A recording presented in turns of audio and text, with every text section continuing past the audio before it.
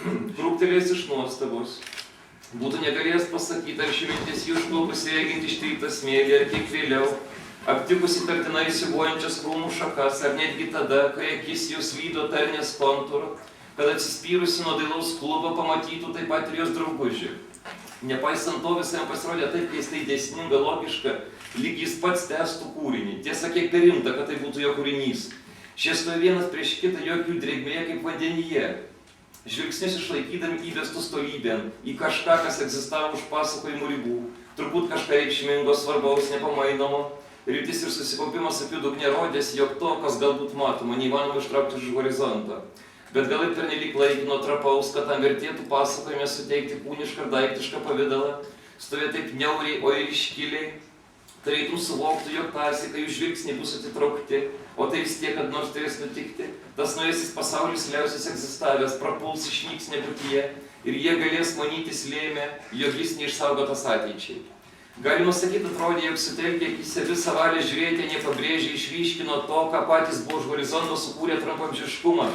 Gal net išgyveno dėl to pasaulio nykios lemties, betgi ne taip stipriai, kad nuslėptų veiduose pasigėrėjimą savo gale, džiaugsmą, kad pasaulio laikinumas jos pačius įrodo esant netrumpamžius, nelaikinus, niekada neišnyksinčius.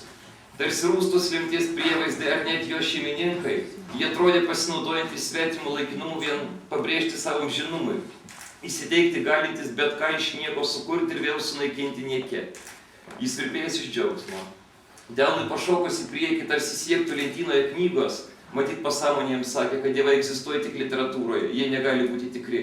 Jį lydintys vyzdžiai trumpam atšlyja nuo tarnų kūnų, tačiau to pakako, kad sugrįžęs žvilgsnis rastų tarnų akis darniai perkeltas į kitą horizonto pusę, tai liudija, jog tai, kas lig šiol buvo iš žvilgsnėje kuriama, šaltakraujiškai sunaikinta vardan to, kad kažkas rastųsi kitoje vietoje, dargi nepaveldėjęs ano ankstesnio savybių, pražudyta neparodžius nemenkiausio gailesčio ir sutrikimo, drauge pabrėžiant, jog kūrimas ir naikinimas yra kasdienė lemtis, jų pareiga, kurios neįmanoma nė minutėlį apleisti ir suteršti paikomis emocijomis.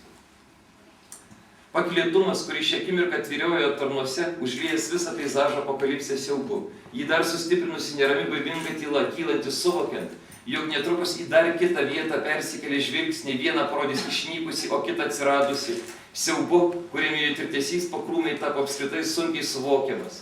Ir visgi jis jautės, jog ta nauja tarnų savybė, kurią visą gyvenimą uoliai neigė, manydamas jos esant tarnus, ne tik pateisina karštą norą prieš juos atsiklaupti, kelią, kuris laikas neramiai dilgčioje, bet ir padeda suvokti, kodėl jiems nereikėjo pagrįsti savo apsisprendimo sukurti arba sunaikinti. Tai vėl tam ką pitė.